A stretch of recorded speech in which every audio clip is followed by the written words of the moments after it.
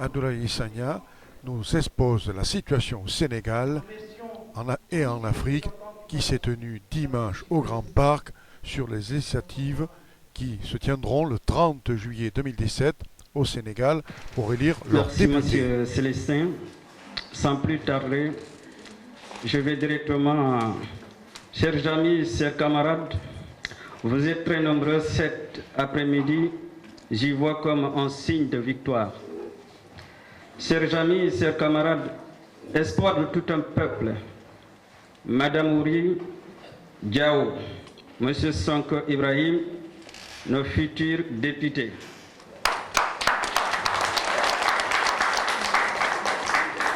Quel plaisir pour moi de m'exprimer devant vous pour la première fois à l'occasion de cette campagne des élections législatives organisée à Bordeaux par notre coalition Convergence politique patriotique Kaddu Askanoui.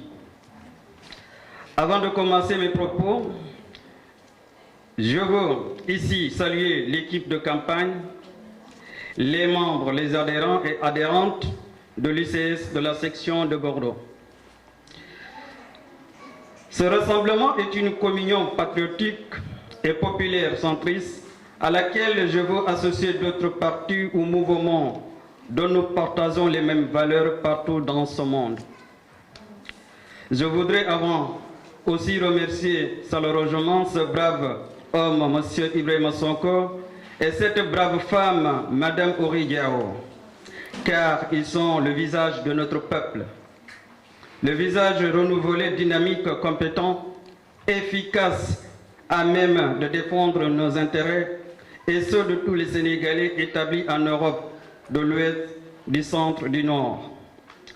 Deux jeunes dignes à la hauteur des enjeux du moment car, vous le savez tous, la situation de nos compatriotes se précaire de plus en plus, notamment dans le Sud-Ouest. Et rien n'est fait, nos familles risquent gros. Oui, ses amis, ses camarades, le Sénégal a perdu son rayonnement international à cause de l'amateurisme du régime en place. Mais nous devons rester debout car l'attachement que nous avons pour notre pays nous oblige à le rester. Voilà pourquoi j'ai aimé le slogan « Notre coalition Convergence des patriotes ». Nous allons, à l'occasion de ce meeting, aborder le thème de l'immigration car elle est devenue un problème majeur pour le siècle qui s'ouvre. En effet, la question de l'immigration est un sujet traité aujourd'hui par des médias européens et internationaux, ce qui laisse peu de place à situer les facteurs explicatifs, même si les universitaires sont beaucoup plus avancés dans la recherche sur ce sujet.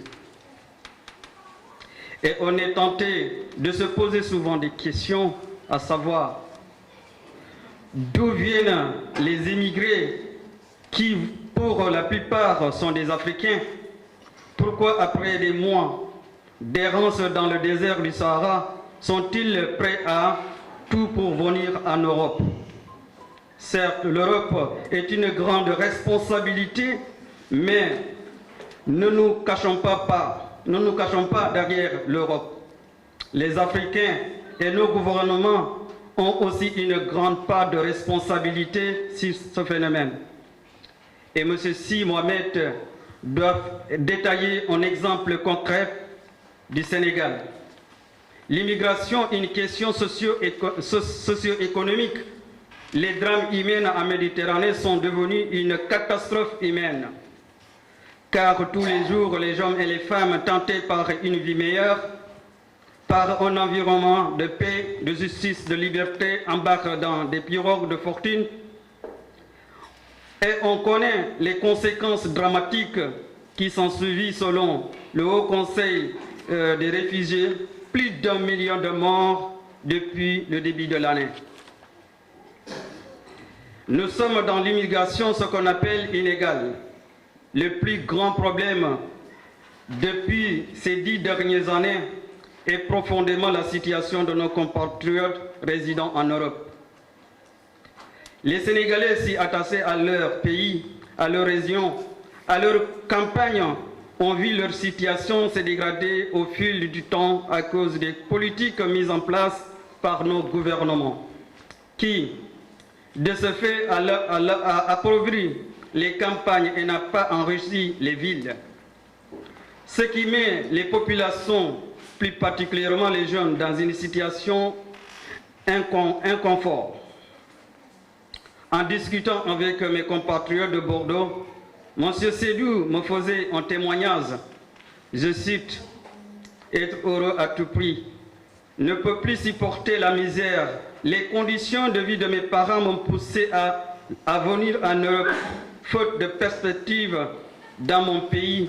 Je suis parti du Sénégal la rage au cœur, mais l'envie de donner une vie meilleure à mes parents et mes enfants était plus fort que moi. » Pour lui, le chômage massif de la pauvreté, surtout le désespoir, parce qu'il n'y a pas de perspective au Sénégal, l'ont poussé à l'immigration. Nous allons parler du Sénégal pour pouvoir illustrer ce qui se passe ici en Europe par la situation précaire et difficile de nos compatriotes et en partie liée à la conjoncture macroéconomique du pays. C'est ainsi qu'au quatrième trimestre 2017, selon l'Agence nationale de la statistique et la démographie, le taux de chômage des personnes âgées de 15 ou plus au Sénégal est évalué à 16,6%. Il a été légèrement plus élevé en milieu urbain à 16,9%, qu'en zone rurale, 16,2%. Selon le sexe, le chômage a affecté nettement plus des femmes de 24% que les hommes 10%. L'insécurité alimentaire affecte près de 9 ménages sur 20, 44,9%.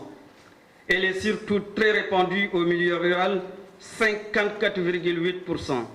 À Dakar, un peu plus de ménages sur 3, 33,7%, est dans une situation d'insécurité alimentaire contre 38,4% dans les autres villes. Donc vous savez que la situation est grave dans notre pays. Dans le contexte actuel des pays du Sud, notamment le Sénégal, il faut remonter depuis la décolonisation pour comprendre que la tâche est immense, mais il est possible d'en s'en sortir avec la mise en place d'une bonne politique avec des hommes compétents. Et ces hommes compétents, nous avons en face de nous et à côté de moi, ces hommes-là qui peuvent relever la tête haute des Sénégalais et relever le défi.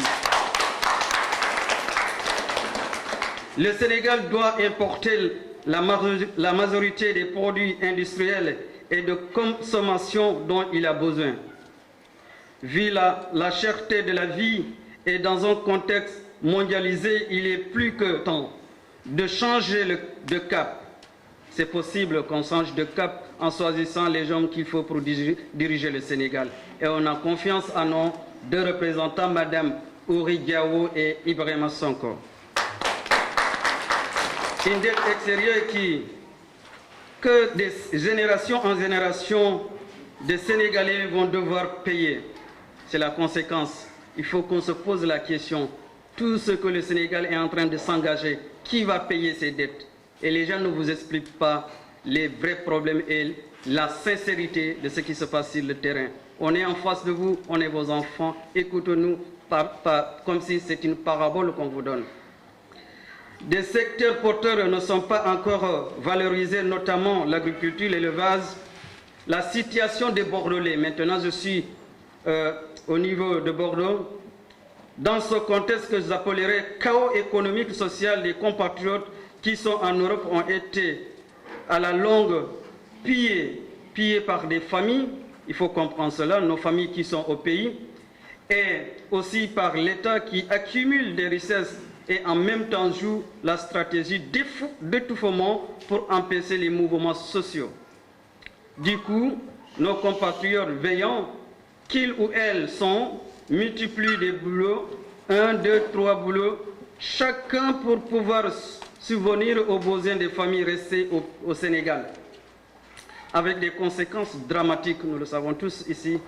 Pour satisfaire les besoins de ta famille d'abord ici et celle restée au pays, il faut avoir au moins 2 boulots. Et c'est pénible. Face à cette situation, où est l'État? On serait tenté de se poser comme question, l'État est nulle part. Et partout, nous sommes l'un des pays africains qui a le plus d'ambassadeurs et de consulats à l'étranger. Lors de nos visites de proximité dans la région Nouvelle-Aquitaine, dont au niveau de Arcachon, la ville où on avait été frappé par un témoignage d'un de nos compatriotes qui avait perdu un membre de sa famille et dans les procédures de rapatriement des corps a été encore doublement frappé par l'immobilisme de nos représentants diplomatiques qui lui ont laissé à lui-même. C'est grave. Ces deux-là, débrouillardise. Mon Laurent témoigne, je cite ce qu'il m'a dit et ce qu'il nous a dit la commission qui était passée à Arcachon. Quand mon frère est décédé au Maroc, j'ai appelé les représentants diplomatiques pour leur parler de la douleur que j'ai et que je souhaiterais qu'ils m'aident en appelant l'ambassadeur du Sénégal au Maroc afin de régler les dossiers administratifs. Mais grand a été ma grande surprise dans notre représentant m'a dit que ce n'est pas à lui d'appeler pour faire part et que c'est à moi de le faire. Voilà comment nos compatriotes sont traités maintenant par nos représentants diplomatiques. C'est une situation alarmante. J'en ai encore beaucoup de témoignages, ça ici à Bordeaux. Donc le phénomène le plus récurrent aujourd'hui, donc contexte de crise économique et de choses de masse en Europe, c'est l'attitude des populations du pays d'accueil qui voient le migrant comme un voleur d'emploi. Bien des voix s'élèvent pour dénoncer le racisme et la xénophobie, en augmentation d'ailleurs la pauvreté. Le Front National français est passé au 2e tour de la présidentielle cette année. Enfin, je citerai la Ligue des droits de l'homme dans son article 13 qui explique « Migrer, c'est quitter son pays, quel qu'en soit le motif, et toujours un choix douloureux, mais un don dont le droit est inscrit dans la Déclaration universelle des droits de l'homme. Migrer est un choix personnel. Aucune mesure étatique dans un monde où existe la liberté de circulation des marchandises, des services et des capitaux ne pourra empêcher les personnes de circuler. S'il est légitime que les États contrôlent les entrées et les sorties à leurs frontières, il n'est pas légitime que les États considèrent les personnes qui se présentent à leurs frontières comme des criminels. Les femmes et les hommes qui veulent venir en Europe ont le droit d'être accueillis et de faire valoir les raisons de leur venue. Merci, ses compatriotes. Voilà mon exposé.